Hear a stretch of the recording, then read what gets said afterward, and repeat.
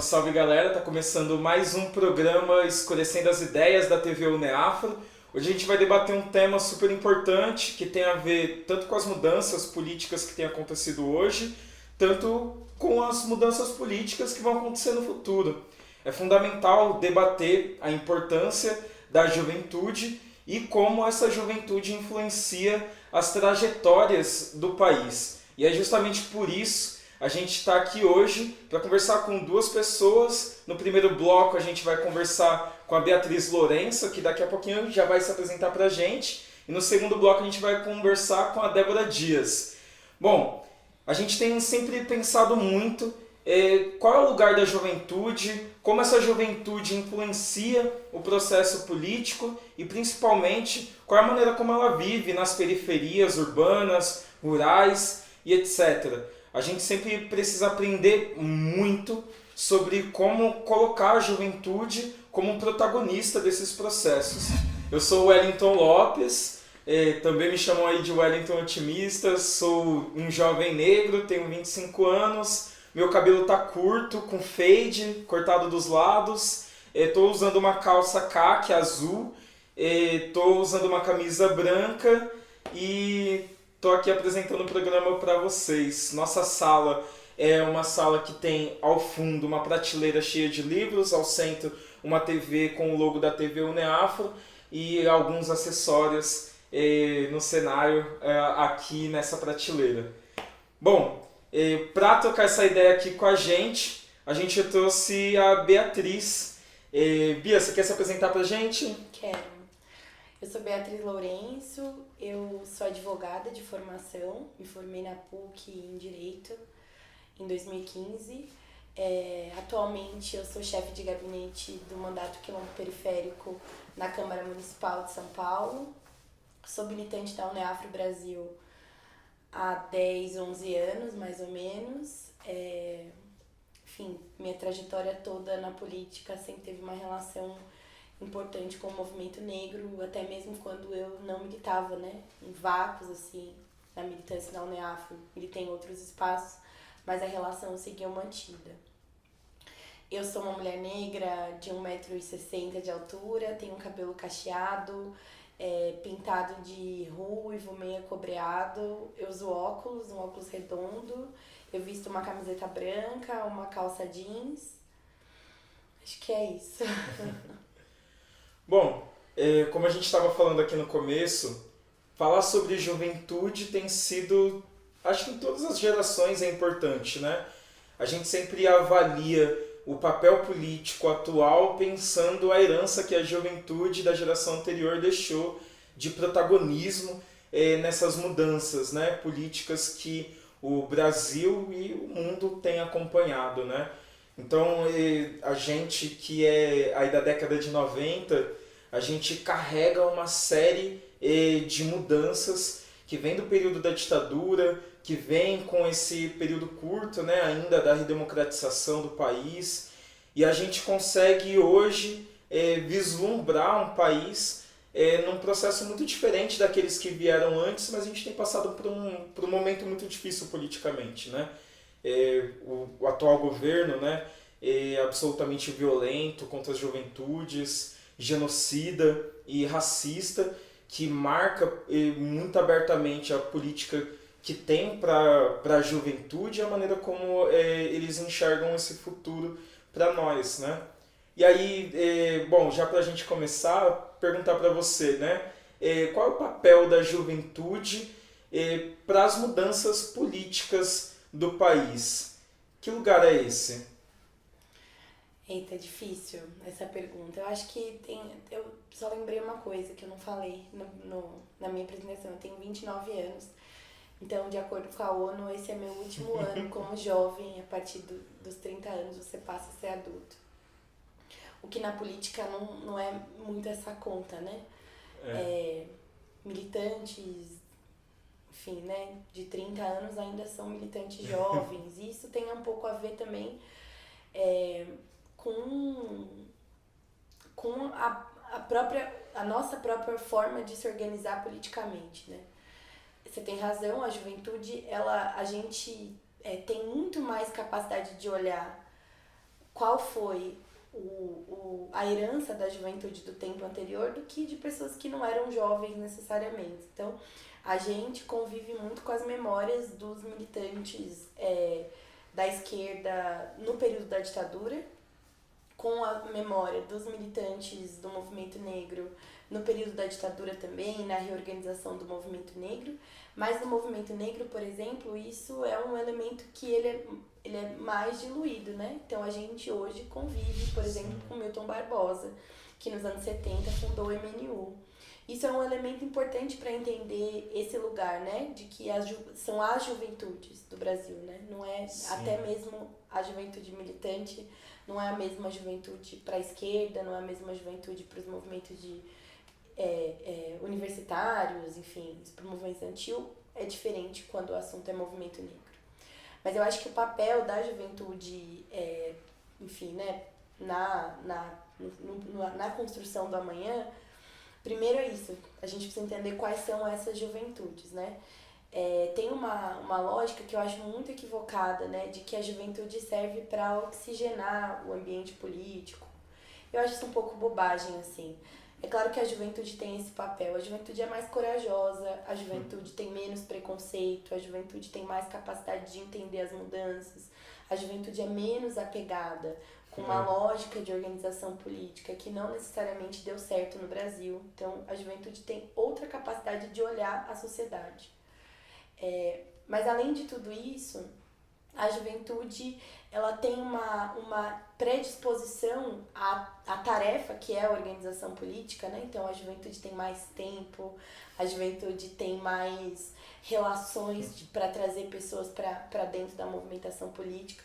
É claro que quando o assunto é juventude negra, isso é diferente, porque a juventude negra dificilmente tem condições de deixar de trabalhar e se dedicar exclusivamente à militância. Mesmo quando a gente acessa a universidade, a gente divide aquele tempo com o trabalho e a militância política passa a ser feita em horários, né, alternativos às nossas obrigações.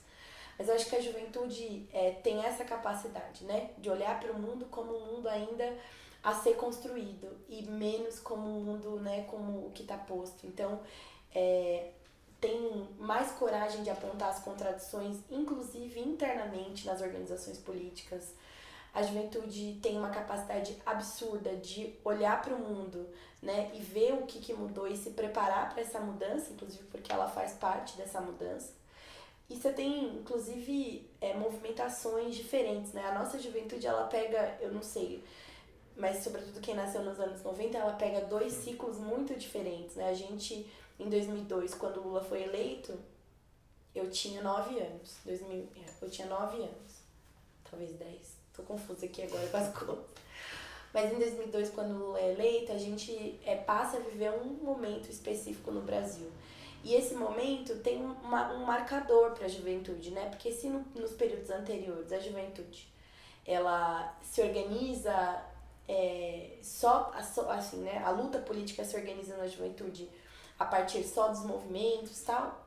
A partir dali, né? Com o governo Lula, ProUni, Reúne, FIES, a construção de universidades federais, a juventude também, você tem um retorno do movimento estudantil, do fortalecimento do movimento estudantil.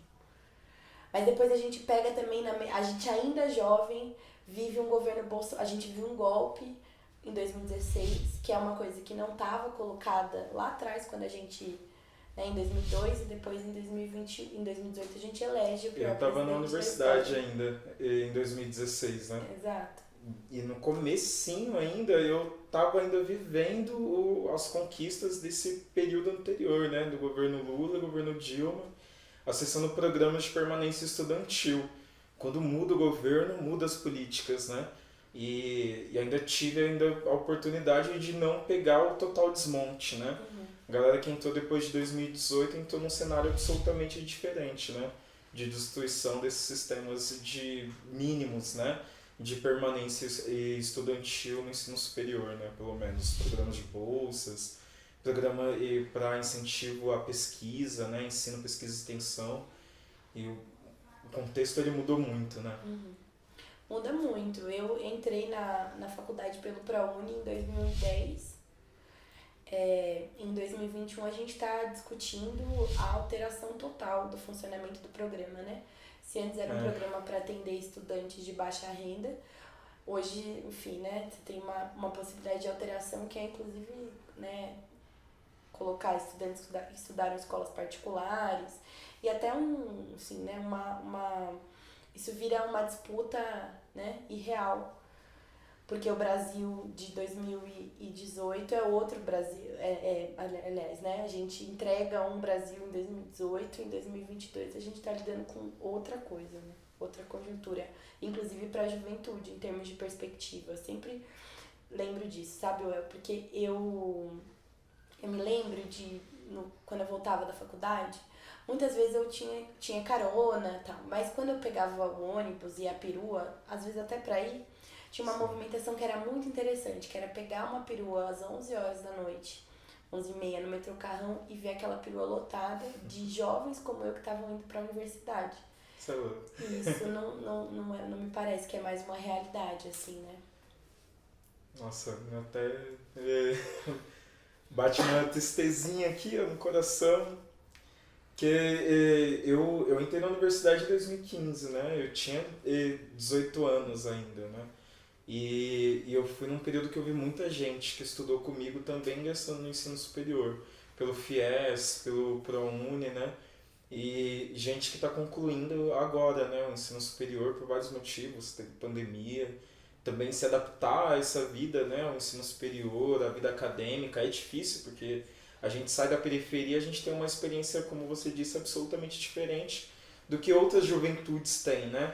A gente vive no mesmo país, mas experimentando formas diferentes de como o Estado ele articula essa mediação entre o poder público, esses espaços privados, os espaços onde a gente poderia estar ocupando e que acabam se tornando cada vez mais distantes por conta das mudanças mesmo, né, dos períodos que têm acontecido aqui politicamente, né? Desde 2016 o Brasil ele mudou a forma de lidar com a juventude e isso impacta diretamente aquela juventude que geralmente é a base, né, desse sistema todo e que vai envelhecer e vai continuar sendo a base, em algum momento ser descartado sem nem sequer poder se aposentar, né?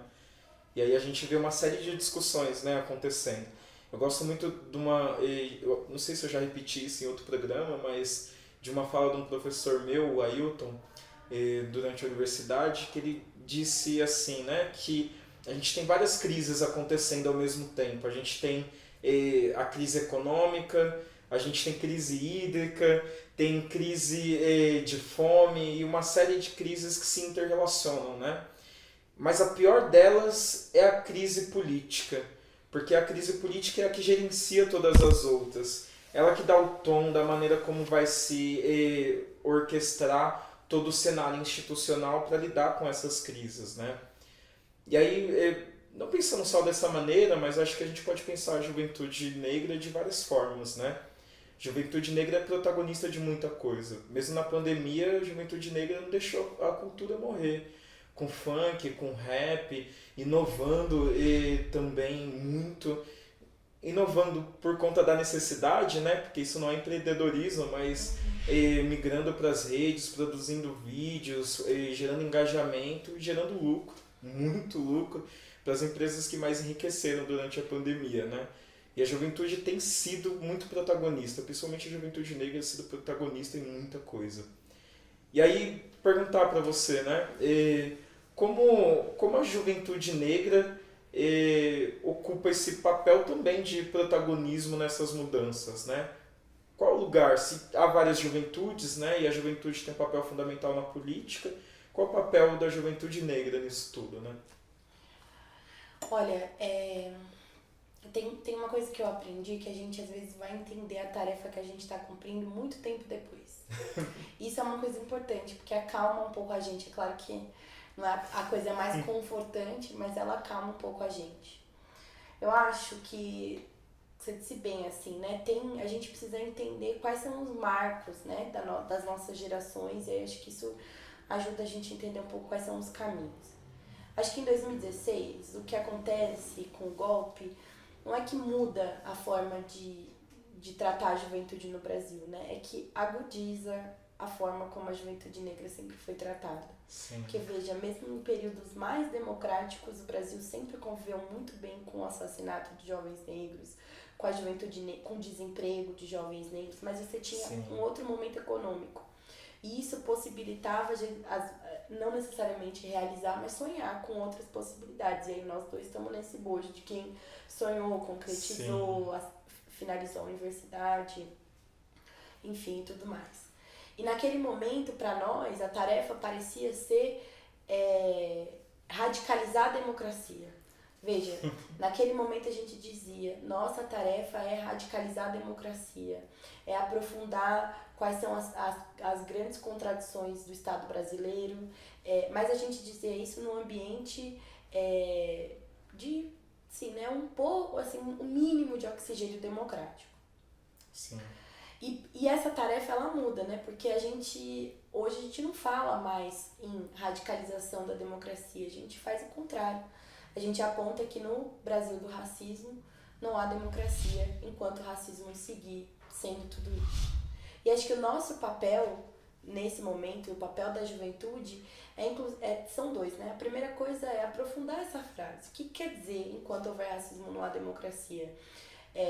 Isso é assim, né, uma tarefa construída coletivamente com os movimentos negros, e aí não é só a juventude, mas para a juventude fica a tarefa então de radicalizar essa expressão, então apontar a incapacidade do Estado brasileiro de ser democrático quando ele convive tão bem com o racismo e com a morte dos nossos.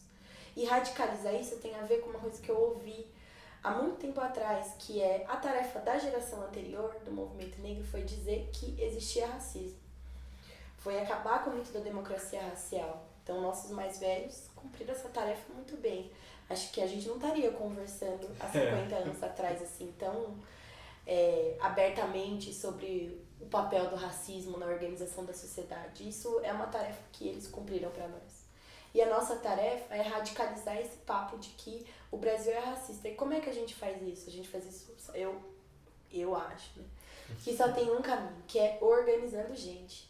Nós precisamos organizar os nossos, entender quais são as contradições que estão ali para a juventude. Então, por exemplo, as contradições para as mulheres negras, para as mulheres negras jovens de 2021, são as mesmas dos anos 70? Algumas certamente serão, mas há outras contradições que foram colocadas. Nós fomos para a universidade, nós aprendemos a discutir política e nós pegamos um país do desemprego, da fome retomando aos nossos lares, do trabalho doméstico voltando a ser uma perspectiva. Então a gente tem que aprofundar que quando a gente é posto nesse lugar, o racismo segue organizando o Brasil não é democrático. Quando a gente diz, por exemplo, que nós conseguimos eleger eventualmente parlamentares, por exemplo, negros, mas nos espaços de poder, né, do executivo, mas nós continuamos caminhando distante. Quando a gente para pensar, por exemplo, que hoje as principais lideranças na disputa do próximo período são homens brancos e que as mulheres negras são colocadas ali como uma possibilidade de vice pelo papel simbólico, nós temos que aprofundar essa contradição. E isso marca muito, né, a característica de como o Brasil lida, não só com a juventude, mas como ele lida com o povo negro como um todo, né? Acho que são as marcas do que o Brasil ainda não só tenta, mas deixa muito evidente, né? Muito em branco o que ele pensa e pratica para a população e para a juventude negra como um todo, né? A gente recentemente está completando 6 meses, né, do assassinato da Kathleen, que foi assassinada grávida no Rio de Janeiro. E a gente tem uma série de outros casos muito parecidos no Brasil inteiro, de assassinatos de jovens negros, encarceramento de jovens negros e de práticas absolutamente violentas contra esses corpos que ainda nem sequer viveram a possibilidade de realizar seus sonhos, né? E quando a gente está falando de participação política, a gente não fala só sobre mudar o futuro do mundo, mas também mudar o futuro das famílias, né, negras, de poderem ter sua própria casinha, poderem ter suas pequenas realizações, né, individuais que são negadas o tempo todo, vivendo no capitalismo, e mesmo se o mérito é tido no lugar de tanto privilégio, de tanto respeito, né? E se fosse isso, a população negra, os jovens negros iam estar no topo da pirâmide, não na base, né? Do tanto de esforço que a gente precisa ter para assumir os mesmos postos, os mesmos lugares, ou alcançar a sombra do lugar que outros grupos conseguem almejar, né? E acho que fica muito a lição, né? Da maneira de como fazer, e é o recado que você deixa, né? Fazer organizando. Isso. Eu acho que é isso, assim, eu acho que nosso papel, inclusive, é gestar essa esperança. E tem uma coisa que eu aprendi militando com a juventude, que é a política só faz sentido quando a gente aprender a transformar todos os problemas em problemas políticos. Então, Sim. Quando uma família tá ali passando fome, quando uma família tem um irmão executado, aquilo precisa ser um problema político da maior prioridade, tão quanto mudar o mundo. Sim. Porque a luta política só faz sentido se a gente acreditar nas pessoas, né? A gente não acredita num mundo com passarinhos, árvores verdes, sem pessoas. A gente acredita num mundo que seja pleno para todo mundo. E se for pleno para a juventude, com certeza será para todo mundo. Por menos que conte a história, não te esqueça, meu povo. Se Palmares não vive mais, faremos Palmares de novo. E por menos que conte a história, não te esqueça, meu povo. Se Palmares não vive mais. Cada vez mais ocupando os espaços, a gente vai pautar essas políticas públicas já existentes e propor mais algumas para que a gente possa, de fato, como a Stephanie fala, não somente sobreviver, mas bem viver. É isso, vamos estar somando aí com as bibliotecas comunitárias, né? Vamos somar com os cursinhos populares também, vamos bater de frente contra o genocídio da nossa juventude preta, que a nossa juventude preta quer viver. Então, essa é um dos nossos planos. Conte a história, não te esqueça, meu povo.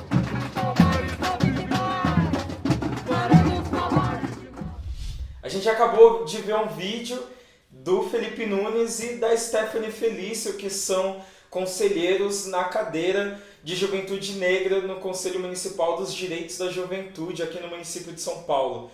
Isso deixa pra gente não só uma mensagem muito forte da importância que a juventude negra tem no fazer da política nessa cidade, que é a maior cidade da América Latina e a maior cidade do Brasil, mas também deixa pra gente uma mensagem muito importante do lugar que eu e muitos outros jovens negros precisam enxergar como potencialidade no fazer cotidiano mesmo, né? A gente pode dar muito mais esclarecimento e sentido para as nossas vidas quando a gente dá sentido para as nossas vidas através do trabalho político, coletivo, através dos outros também. E aí, por isso, a gente trouxe uma convidada muito importante, especial aqui nesse segundo bloco, que é a Débora Dias. Débora, você pode se apresentar pra gente? Posso. Primeiro me autodescrever, eu sou uma mulher negra, que estou bastante bronzeada, a minha roupa é preta, eu estou usando um blazer branco, um brinco azul, o meu cabelo é cacheado e tá solto e eu estou usando uma faixa amarela. Para além dessa descrição física, eu sou uma militante da Uniafro Brasil há aproximadamente 6 anos, adoro dizer isso porque eu sou cria desse movimento. Construo também a coletiva Emana, que é um coletivo de mulheres do território de Sapopemba, da onde eu moro, venho, que pensa feminismo popular e com reconstrução de memória das mulheres do território de Sapopemba, né, preservação dessa memória. Construo também, sou estudante de Ciências Sociais da Universidade Federal de São Paulo, onde nela eu curso Ciências Sociais e também estou num grupo de pesquisas chamado Laroyer, que pesquisa culturas infantis e pedagogias decolonizadoras. E também agora estou cumprindo a tarefa política de estar como co-vereadora da Mandata Quilombo Periférico. Acho que é para começar. A mulher negra move o mundo. Sem dúvida alguma. Débora, no primeiro bloco a gente conversou sobre muita coisa e dentre elas uma coisa muito importante, né? A gente tirou algumas coisas de que, primeiro, a juventude ela tem um papel importante no fazer da política. E a juventude negra tem um papel duplo, né? Que além de sobreviver, precisa tentar ali equilibrar trabalho e militância, né? E aí, bom, te pergunto aqui, nisso tudo, pensando nas suas experiências, pensando nas experiências que você tem com o coletivo, com o movimento, no fazer cotidiano e até agora dentro do mandato, qual o papel que a juventude negra tem de engajamento político? Ele é grande? Ele mobiliza o movimento? Que lugar é esse que a juventude negra ocupa com engajamento político? Bom, eu acho que essa pergunta ela é muito boa em vários níveis, porque primeiro pensar que a juventude em si, né, primeiro entendendo juventudes como um termo plural, diverso, entendendo que as nossas juventudes elas partem de diferentes lugares e a juventude negra em específico ela tem um papel crucial assim revolucionário assim na sua própria existência, porque a sua corpa preta, favelada, né, ela estrategicamente ocupa lugares, né, ela está sempre vinculada a um espaço de morte. No entanto, quando você vai ver o histórico da existência política desse país, a juventude negra sempre ocupou um papel revolucionário, né? Desde o momento, e isso eu não tenho dúvida, desde os nossos mais velhos e da nossa ancestralidade, no momento em que as corpas de África vêm para ser escravizadas aqui e todas as revoltas históricas que esse país teve, até o que a gente vem cumprindo nos nossos territórios no dia de hoje. Assim, tudo que a juventude negra produz além de pensar num lugar mesmo de sobrevivência, né, de pensar mecanismos para vivenciar toda a opressão que ela vivencia, policial, principalmente a morte sistemática, a pobreza, a falta de acessos a espaços como um todo, né? Então ela vem sempre reinventando mecanismos para sobreviver, né? E agora acho que tem um lugar muito importante também, né, que é esse novo conceito de bem viver, né? A gente pensar possibilidades do agora, né, para uma vida com dignidade. Então acho que o papel da juventude nesse lugar vem sendo crucialmente revolucionário ao longo de todo um processo. E hoje, né, ela estrategicamente ocupa diferentes espaços, né, inclusive com o que a gente faz aqui no movimento da Uniafro, inclusive com o que outros movimentos constroem, a juventude está lá como linha de frente muito importante para cumprir tarefas assim. Além de ter as suas contribuições políticas, eu acho que a juventude ela tem um lugar muito incrível que ela se coloca à disposição de cumprir diferentes tarefas. E ao mesmo tempo, porque a nossa juventude preta é uma juventude preta que está no debate político e ao mesmo tempo ela está escrevendo slam no sarau e ela está produzindo arte num espaço, né? Diga-se de passagem para os nossos próprios conselheiros, o Felipe e a Stephanie. Stephanie é artista plástica, está lá fazendo política e construção enquanto conselheira. O Felipe, né, escreve rap e está lá ocupando o papel estratégico político de ser um cara que vai nos representar nesse conselho. Então essa multiplicidade das linguagens que a juventude negra transita também é algo muito rico que dá bug na cabeça desse sistema, porque ele não consegue entender que a gente é a juventude que está dentro da política institucional, ao mesmo tempo é a juventude negra que está produzindo espaços de cultura, de lazer dentro do território, que ao mesmo tempo é a juventude que está organizando e não deixando seu povo passar fome. Então, assim, isso dá um bug muito louco, né? E tá sobrevivendo à violência policial, né? Tá nessa contenção. Então, é muito louco, né? Porque a gente, de novo, né, volta nesse lugar, né? A gente olha para si e enxerga várias juventudes, né? Vivendo contextos diferentes também na periferia. A própria Stephanie, ela é uma mulher preta, mãe. O Felipe, que mora na quebrada, mora com os avós, que é de terreiro, e que vive um contexto muito semelhante a outros jovens negros e negras e que experienciam o processo de fazer na política cotidiana uma experiência muito rica que não fortalece a experiência individual deles, mas fortalece a experiência coletiva que a política exige, né? Aquela coisa, né? A política exige o ser coletivo e esse ser é o ser que localiza todo o processo de mudança, né? Nessa trajetória, no rumo de um partido, no rumo de um movimento, no rumo de um coletivo, no fazer da cultura cotidiana. E aí, pensando nisso, né? Como você se vê nisso tudo, né? Como você enxerga a si mesma nisso tudo?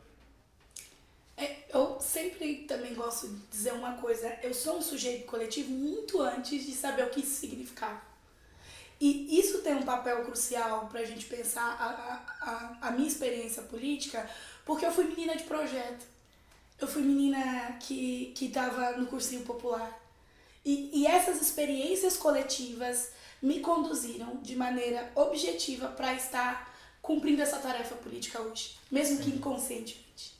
Então, me enxergar a partir da coletividade é essencial para o fortalecimento, inclusive, da minha individualidade, da minha subjetividade, de reconstruir a minha subjetividade enquanto jovem, favelada, sapatão, que mora na quebrada, que está ocupando essa política a política institucional.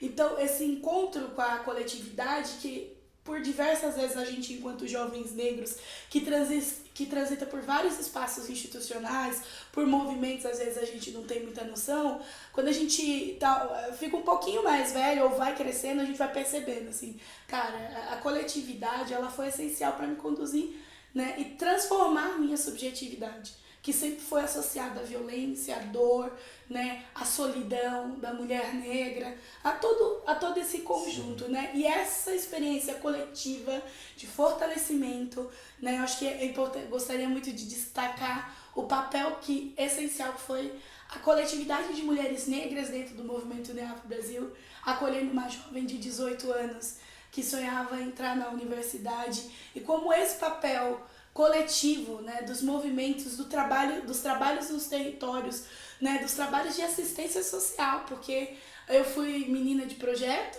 e, ao mesmo tempo, depois fui orientadora socioeducativa em serviços de fortalecimento de vínculo. Então, esses espaços, né, eles criam um fortalecimento na própria juventude para ela também tomar conta desse lugar, né? Nós somos alunos da Uniafro e agora a gente está aqui nesse outro lugar desse diálogo, porque a gente entendeu a missão lá, sabe? A gente entendeu lá que não tem como caminhar só.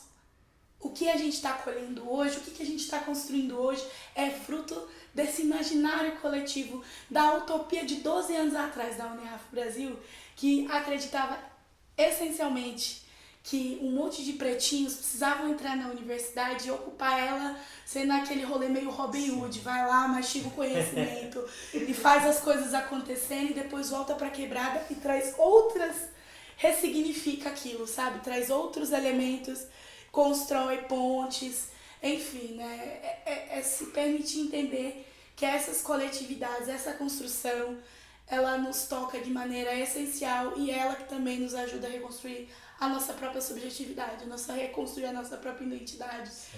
Lembrar, nos fortalecer naquilo que a gente é, entender que a gente não está sozinho, porque caminhar sozinho é muito triste, muito difícil. Né? Entender, inclusive, que o problema racial, que o racismo enquanto figura presente em todo o cerne de todas as estruturas, instituições, ele é uma experiência coletiva. Sim. Ele é uma experiência coletiva, né? As dores que eu carrego, elas não são dores individuais, o problema não está em mim enquanto pessoa, né? Quando você se enxerga isso dentro do movimento negro, você percebe que tem todos outros elementos que fazem com que, olha, eu não estou sozinha nessa luta, eu preciso me engajar nesse lugar e, ao mesmo tempo, eu vou curando coisas, sabe?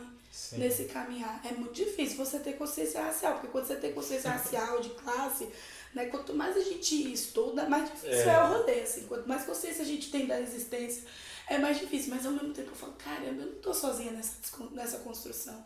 Né? Eu não caminho só, eu caminho com mulheres negras, eu caminho com o movimento negro, eu caminho com a coletividade de mulheres do meu território, né? Eu caminho com a Alessandra, com Ingrid, que são mulheres da minha quebrada e que estão lá como lideranças populares.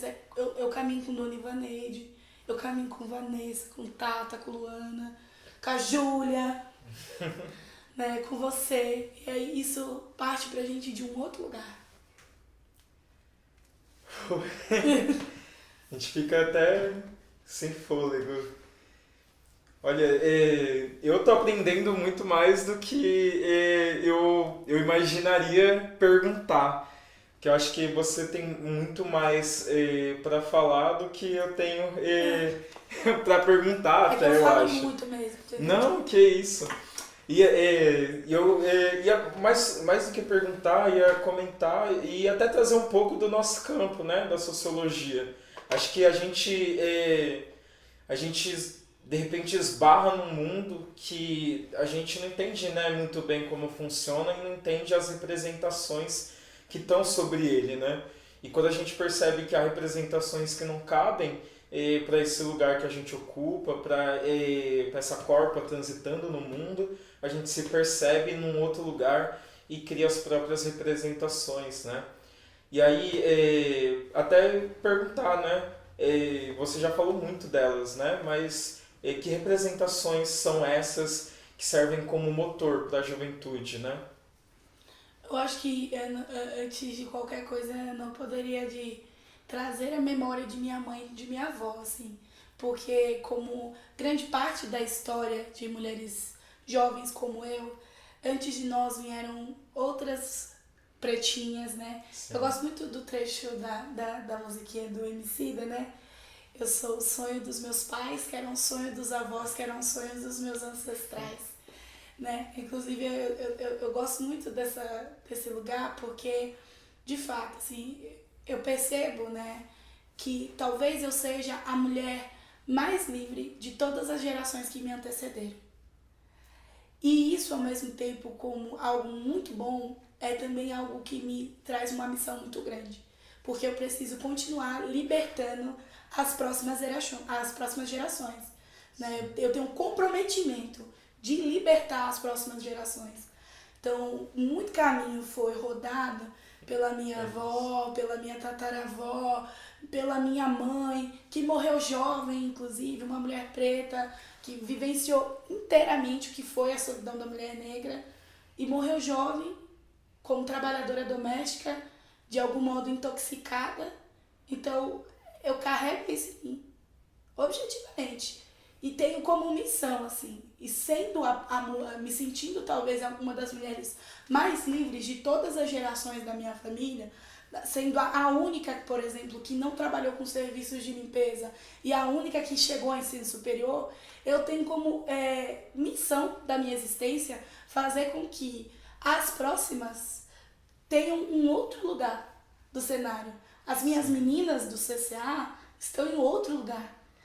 Sabe? E assim por diante. Assim como eu, como uma mulher que quero maternar, as minhas filhas ou os meus filhos vão ter que ter, ou os meus filhos, eles vão ter que ter um outro lugar para essa sociabilidade. E a minha missão é essa, assim, porque a caminhada para as nossas foi muito dura. Sim. E não que a nossa agora não seja, não é, mas a gente tá partindo de outro lugar, sabe? Até mesmo quando a gente eu até falo isso mesmo.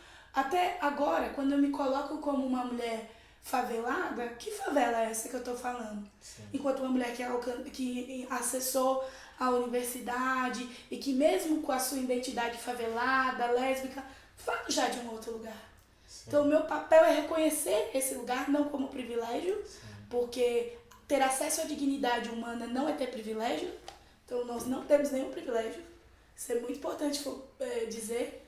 E, ao mesmo tempo, pensar como libertar essas gerações futuras, olhando para as minhas mais velhas, me corresponsabilizando por esse processo agora, porque a responsabilidade é toda minha, mas é uma corresponsabilidade coletiva de caminhar de maneira profunda e assertiva para pensar outros horizontes para as nossas meninas, para os nossos meninos, para os nossos jovens pretos, da quebrada, LGBTQIAP+, enfim.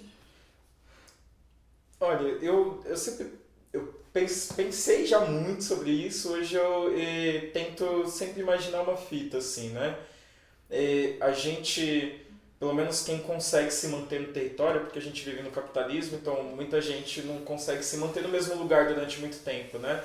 Muita gente transita de um lugar para o outro, vivendo de aluguel, mas para quem consegue viver muito tempo no mesmo lugar, a gente cria muito uma experiência de pertencer. Então, a gente tem identidade com o território. Eu gosto muito, meus amigos eles falam que é bairrismo, né? Então, acho que não importa onde a gente estiver, a gente tem um vínculo com a terra, com essa comunidade, com as memórias que a gente teve lá, porque não há espaço vazio. Todos esses espaços ocupados por gente só tem sentido porque a ocupação geográfica desse território criou sentido para ele. Para as casas, para as ruas, para os rios, para as instituições. Tudo isso é dinâmica da vida cotidiana. Então não importa onde você estiver, você pertence àquele lugar. E ser reconhecida por isso é entender que você fez parte da memória daquele lugar, por isso ele tem vida. Então, entendo o que você fala, né? De que lugar, de que favela eu falo quando falo de mim hoje. Acho que é o mesmo de onde sua memória ocupa. Sim. E que faz sentido para aquelas e aqueles que estão lá. E que vão olhar para você como referência, né? Não, isso é muito forte, Wellington, porque é isso mesmo, é por uma questão de percepção e dessa estratégia que a gente tem e esse cuidado também para com os nossos, sabe? Porque, de fato, a gente acessou outros lugares, né? Sim. Pertencer à memória daquele lugar é algo que a gente carrega essencialmente, mas é o cuidado de como que a gente vai falar do nosso pertencimento nesse lugar da subjetividade, da afetividade, até do morar mesmo, porque eu continuo morando no território ali, no São Mateus, Sapopemba, então... morar, mas olhar assim com esse cuidado para com os nossos, porque senão a gente tem a falsa sensação que a favela venceu. Sim. Sabe? E eu pontualmente assim, eu sempre tô me perguntando, né, quais são as linhas tênues, porque a gente tem conquistas históricas importantes, né, o meu corpo ter tido a oportunidade de acessar esses outros lugares através de todo esse trabalho coletivo, né, e de muitos de nós, são coisas essenciais. E ao mesmo tempo, não tem como a gente justamente está bem ligado ao território, a gente não se desconecta desse chão, a gente sabe que a realidade é muito louca. Inclusive, sim, quando a gente vai olhar ainda para grande parte dos jovens que tem exatamente a nossa idade, que está flutuando entre os 23, 25 anos, o cenário é devastador. A gente está vivendo um dos piores momentos para ser jovem aqui no Brasil. Você teve reforma do ensino médio, reforma trabalhista, reforma previdenciária. Você tem um processo crescente de uberização do trabalho, de precarização do trabalho, né? De uma juventude que acessou a política de cotas e ingressou na universidade, está se formando, não tem trabalho. Sim. Então, é esse o cenário que está dado para a nossa juventude. Então, é muito importante que, ao mesmo tempo que a gente construa esse lugar de pertencimento, subjetividade, fortalecimento, que é essencial para a nossa identidade, a gente tenha esse pezinho bem colocado na quebrada, sabe? Pisar bem no sapatinho para você, sim, entender que o negócio não é que a vida não é um morango, parceiro. Né? A vida não é um morango e o negócio tá muito louco lá. É isso. Débora, agradecer muito você ter aceitado o convite, de você poder estar aqui hoje. Espero que todo mundo que esteja assistindo possa entender, e não só entender, você que é jovem, que é preta, que é preto, que está na quebrada, que está passando por um momento difícil, que precisa se organizar, precisa lutar, precisa se juntar com gente que quer mudar o país, precisa se juntar com gente que está mudando o mundo. Procura na sua quebrada quem está se organizando, quem está fazendo política, quem está fazendo slam, quem está fazendo batalha, quem está em grupo de dança, quem é que está fazendo na sua quebrada a existência valer a pena, tá ligado? E busca nós também, procura as redes da UNEAFRO, compartilha, curte, manda no WhatsApp para sua mãe, para sua avó, para sua tia, para namorada e para todo mundo que você acha que vai curtir ver esse vídeo. É nóis, um beijão e terminamos mais um programa.